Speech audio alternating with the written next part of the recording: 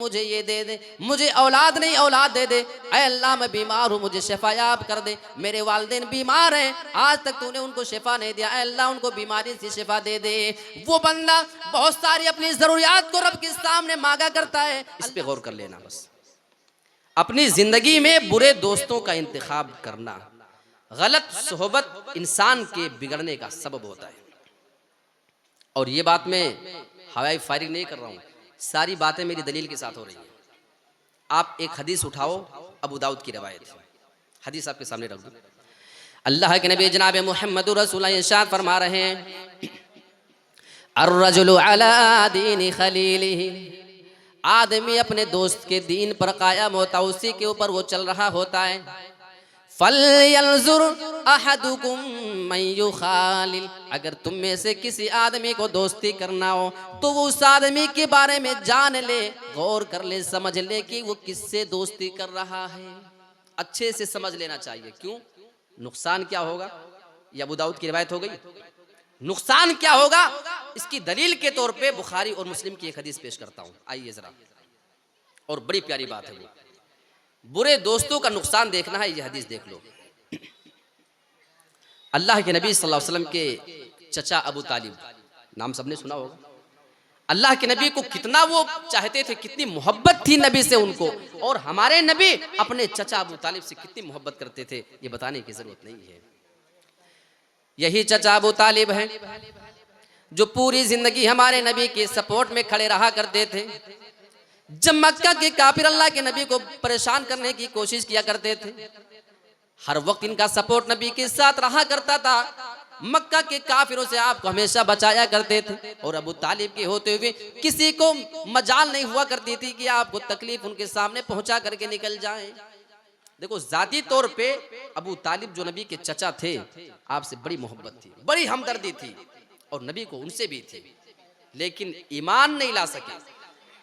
और इसमें हम ईमान वालों को अल्लाह का शुक्र अदा करना चाहिए। ऐ अल्लाह, वाकई तेरा कितना बड़ा एहसान है, जहां तूने नबी के चचा को नसीब नहीं किया ईमान, वहां हम जैसे गुनहगारों को तूने ईमान दे दिया है। अल्लाह रब्बुल आलमीन हम इस नेमत पर तेरा जितना शुक्र अदा करें वो कम है। यही चचा अबू तालिब का मामला है। अपनी जिंदगी के आखिरी मोड़ पर खड़े हैं, उनको बीमारी इतनी ज्यादा पकड़ चुकी है कि इंतकाल के करीब पहुंच चुके हैं। अल्लाह के नबी अबू तालिब के पास जाते हैं और अबू तालिब के पास बैठ जाते हैं। अल्लाह के नबी बार बार उनको कलमे की तलकीन कर रहे थे, ऐ मेरे प्यारे चाचा, एक बार आप एक मर्तबा आप ये कलमा पढ़ लें, या अम्मी, ऐ मेरे प्यारे चाचा, कुल्ला इलाहा इल्लल्लाह, ऐ मेरे प्यारे चाचा, एक बार आप ये कलमा पढ़ दीजिए।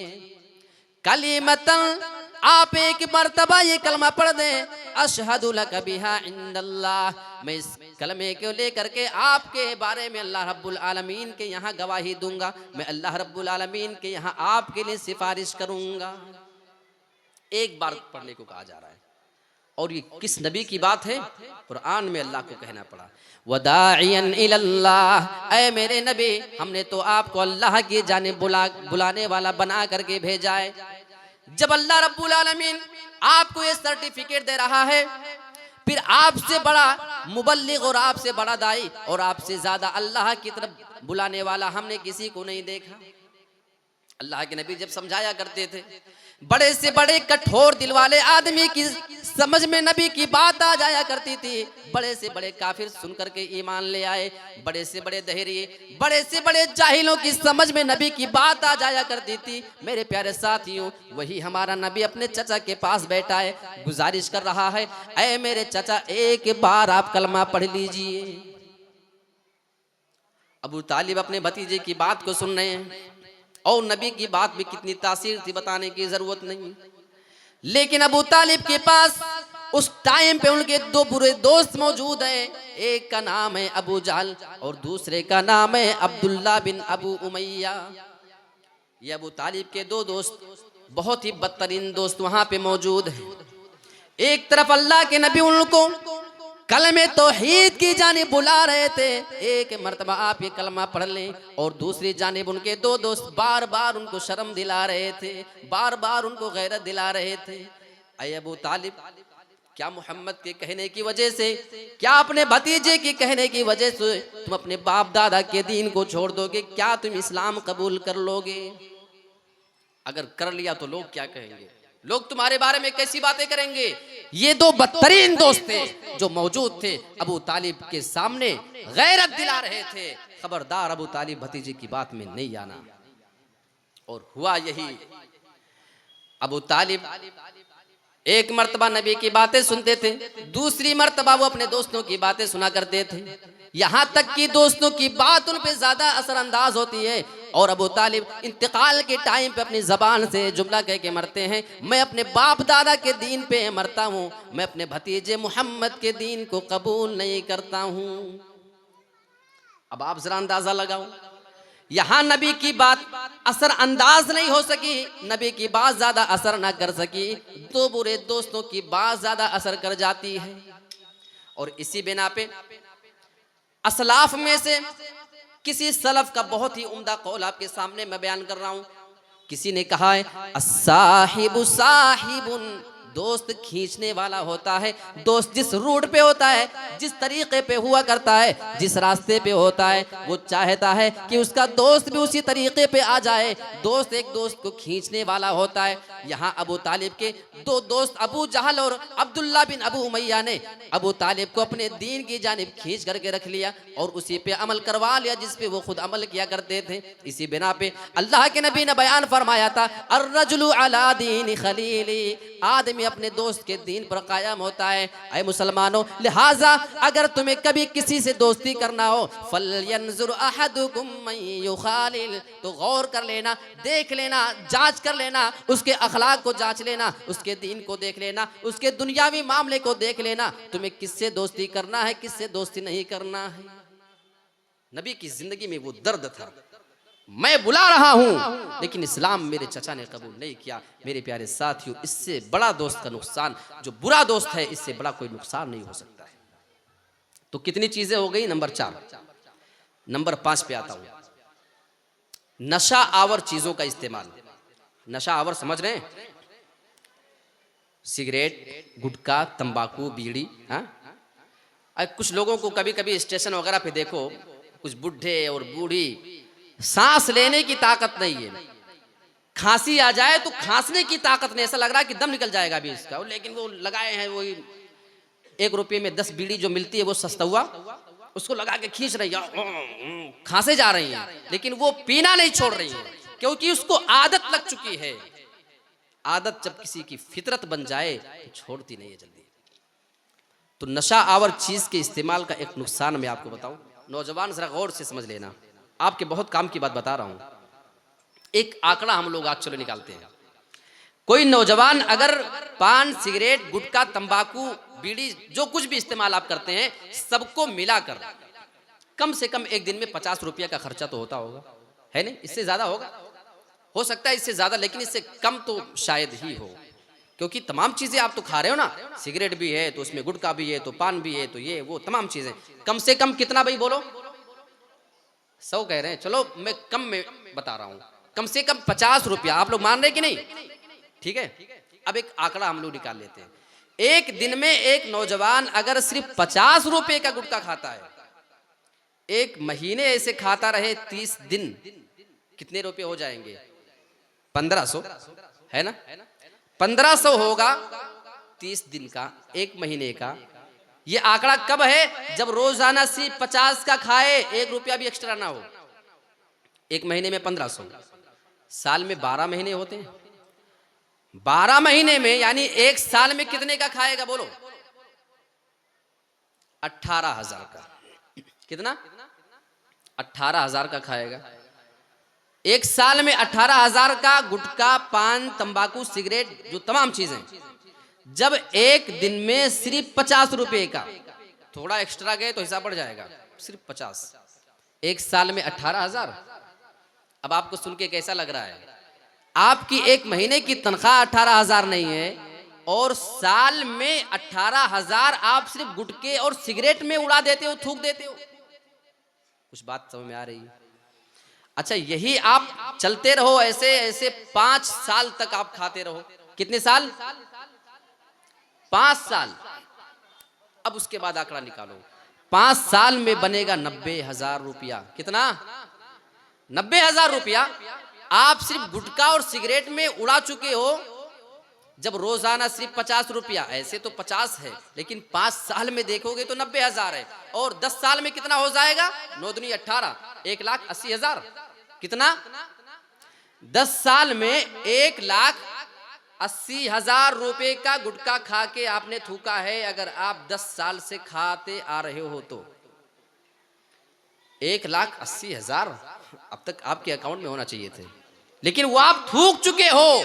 आप अपने खून पसीने की कमाई थूक चुके, आप सिगरेट की धुएं में उसको उड़ा चुके हैं। मेरे प्यारे साथियों, मैं ऐसे लोगों को आज पैगाम देना चाहता हूं जिनके बाप अपने खून पसीने की कमाई, वो कभी जब काम करते रहे होंगे, कभी सीढ़ियों से गिरे होंगे, उनके घुटने टूटे होंगे, कभी उनके हाथ पैर में चोट आई होगी। कोई बंदा किसी जगह चढ़ करके काम करता है, कभी गिरा होगा, उसके जिस्म में चोट भी आई होगी। कभी आपकी माँ के लिए खांसी की सिरप खत्म होने के बाद सिरप लाने की जरूरत थी, वहां बेटे ने भी फरमाइश कर दी, वो दवाइयाँ छोड़ के पहले बाप ने आपकी ज़रूरत को पूरी किया है। मेरे प्यारे साथियों, लेकिन आपने उस पैसे का इतना गलत इस्तेमाल किया। आपने अपने बाप के जिस्म के निकलने वाले खून और पसीने की कमाई को जमीन पर थूका है। इससे ज्यादा बेइज्जती आप अपने वालिदैन की नहीं कर सकते थे। क्या अच्छा लगता है? मेरे प्यारे साथियों, आप जरा तसव्वुर करो, यही आपका बाप है जो एक्स्ट्रा ड्यूटी करके आपके लिए पैसे कमाया करता है। 5 घंटे काम करके अपनी फैमिली को खिला सकता था, वो 10 घंटे क्यों कर रहा है?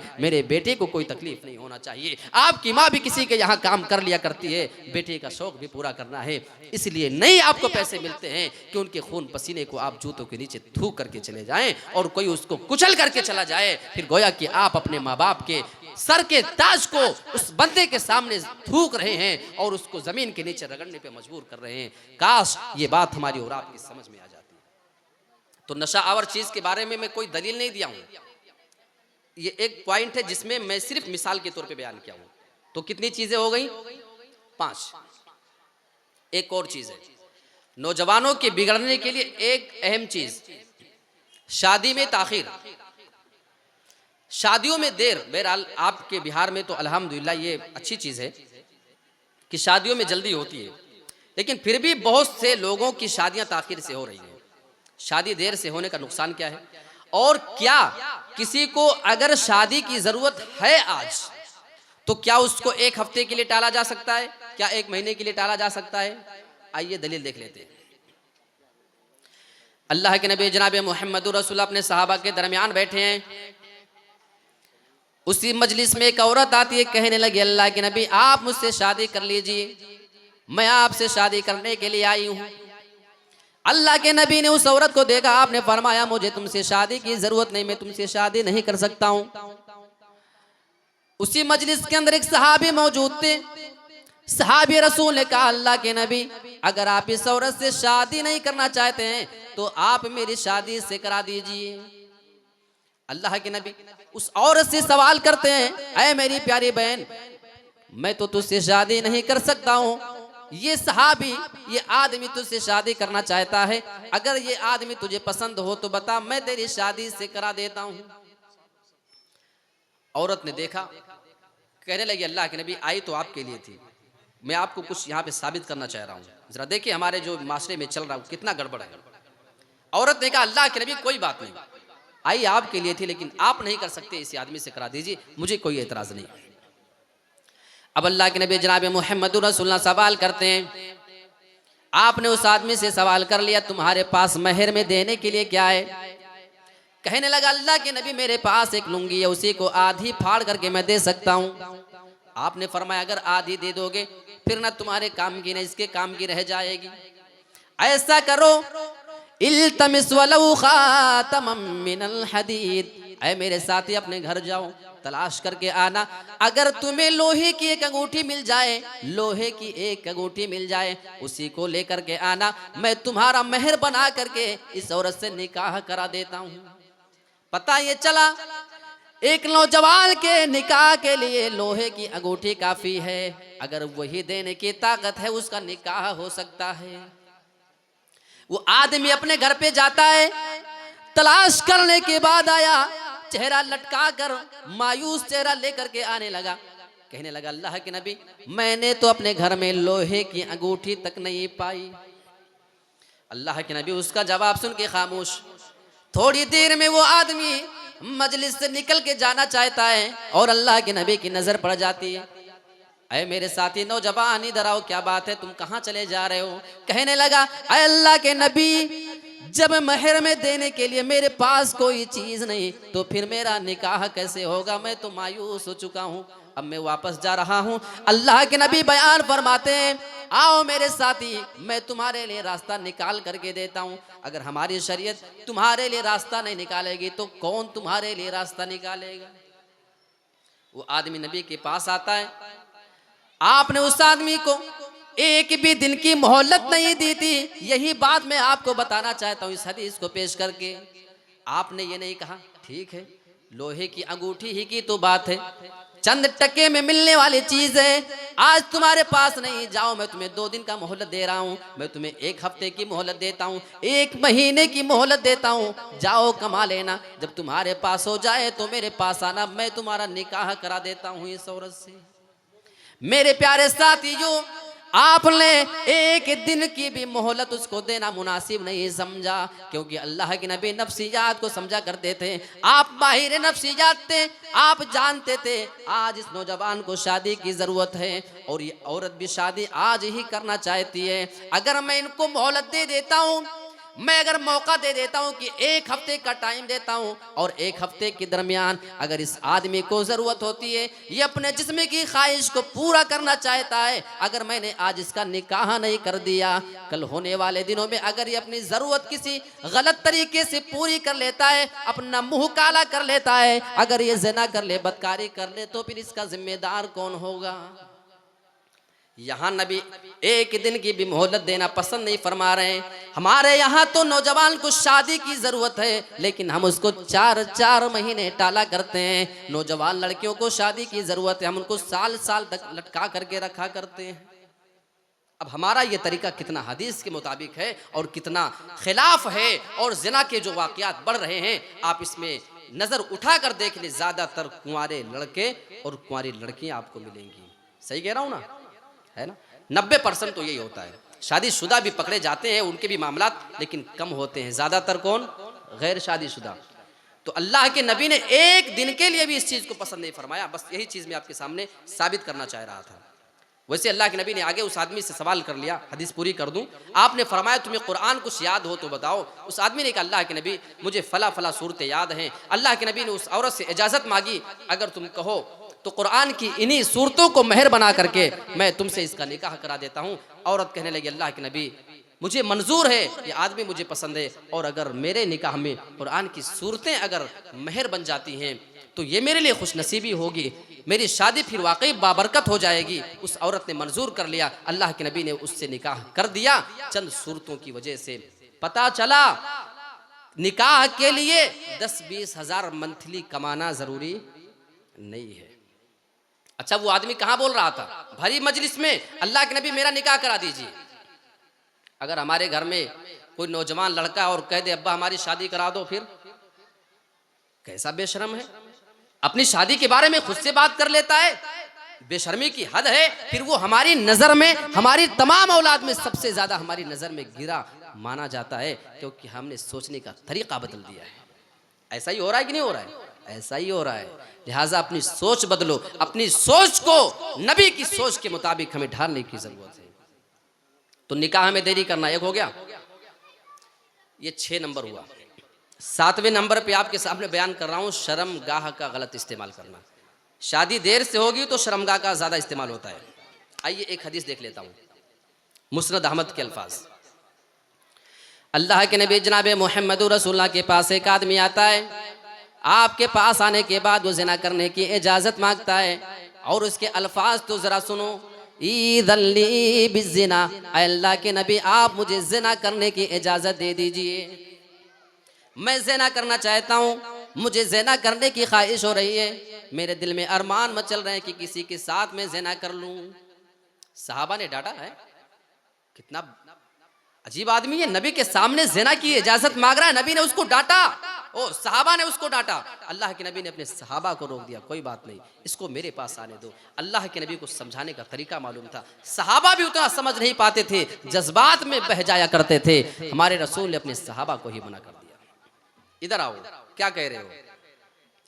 कहने लगा अल्लाह के नबी ज़िना करना चाहता हूँ, आपसे इजाज़त चाहता हूँ। अल्लाह के नबी जनाब मोहम्मद रसूलुल्लाह बयान फरमाते हैं, ठीक है मैं तुम्हें ज़िना की इजाज़त तो दे दूंगा, लेकिन मेरे कुछ सवालों का जवाब पहले दे दो।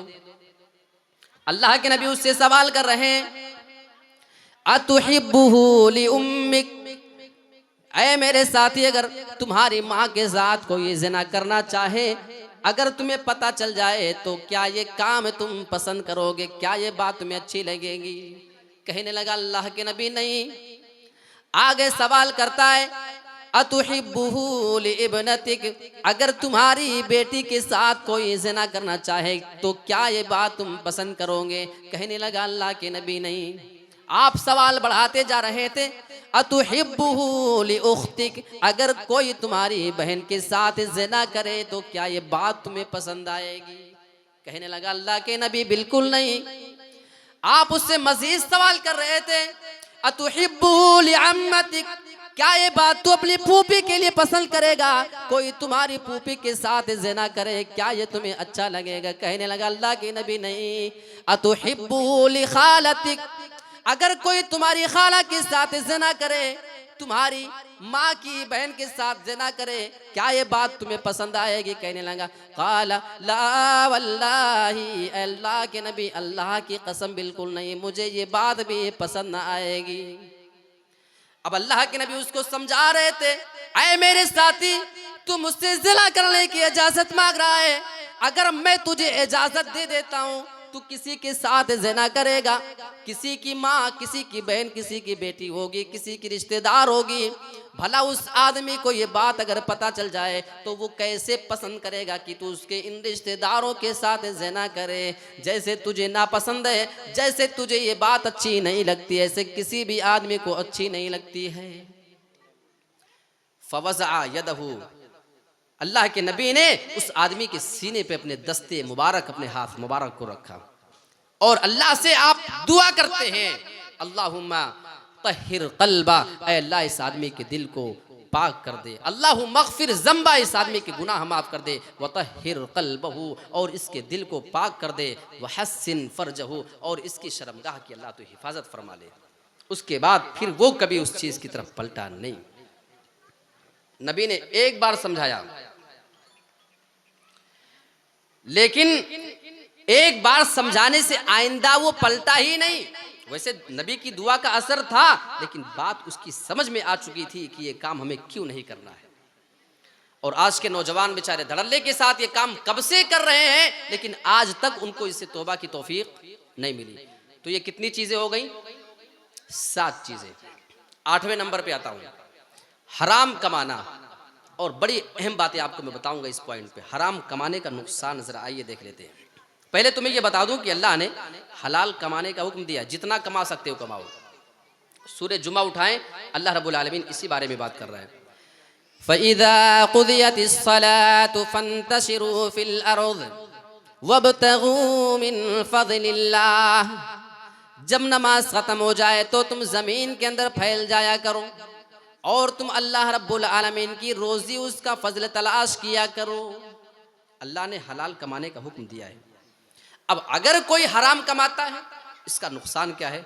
आइए एक हदीस देख लेते हैं। अल्लाह अकबर, कितनी बेहतरीन हदीस है। और इसमें कुछ ऐसे लोगों के लिए पैगाम है जो बरसों से दुआएं कर रहे हैं, औलाद नहीं मिल रही, औलाद मांग रहे हैं, बीमार हैं, शिफा मांग रहे हैं, आज तक दुआ कबूल नहीं हो रही है। आओ इस हदीस को देख लेते हैं। अल्लाह के नबी जनाब मोहम्मद रसूलुल्लाह इरशाद फरमाते हैं, एक आदमी अपने रब के पास आता है, बड़ा परेशान हाल है, वो दूर का सफर करके अल्लाह रब्बुल आलमीन के दरबार में दुआएं करने के लिए जा रहा है। गर्द गुबार उड़े हैं, बाल उसके बिखरे, कपड़े उसके गंदे मैले कुचैले हो चुके हैं। वो रब के पास जाने के बाद ये दुआएं कर रहा है, या रब्बी, ऐ मेरे परवरदिगार तू मुझे ये दे दे, तू मुझे ये दे दे, मुझे औलाद नहीं औलाद दे दे। ऐ अल्लाह मैं बीमार हूँ, मुझे शिफायाब कर दे। मेरे वालिदैन बीमार हैं, आज तक तूने उनको शिफा नहीं दिया, ऐ अल्लाह उनको बीमारी से शिफा दे दे। वो बंदा बहुत सारी अपनी ज़रूरियात को रब के सामने मांगा करता है, अल्लाह रब्बुल आलमीन से वो फिर दुआएं करता है। अल्लाह के नबी बयान फरमाते हैं वो आदमी बड़े खुलूस के साथ दुआएं कर रहा है, अल्लाह रब्बुल आलमीन के सामने वो बंदा गिड़गिड़ा करके दुआएं कर रहा है, लेकिन हदीस के अल्फाज देखो, व मतअमुहु हरामुन, उस आदमी का खाना हराम हुआ करता है। व मशरबुहु हराम, उस आदमी का पीना भी हराम है। व मलबसुहु हरामुन, उस आदमी का लिबास भी हराम कमाई का हुआ करता है। व गुसिया बिल हराम, उस आदमी की ग़िज़ा भी हराम की है, जो सारी चीज़ें वो खाया करता है वो तमाम की तमाम चीज़ें हराम की हुआ करती हैं। फ़अन्ना युस्तजाबु लिज़ालिक, तो उसकी दुआएं फिर अल्लाह कबूल कैसे करे? वो बंदा हराम कमाता है, हराम खाता है, हराम पहनता है, हराम पीता है। फ़अन्ना युस्तजाबु लिज़ालिक, फिर अल्लाह उसकी दुआएं कबूल करे तो कैसे? है ना पैगाम? अगर आपकी दुआएं कबूल नहीं हो रही हैं, गौर करो, शायद कुछ कमी हो कमाई में। मेरे प्यारे साथियों, आज मुसलमान कहां से कहां जा रहा है? ये नंबर 8। अब नंबर 9 पे आता हूं।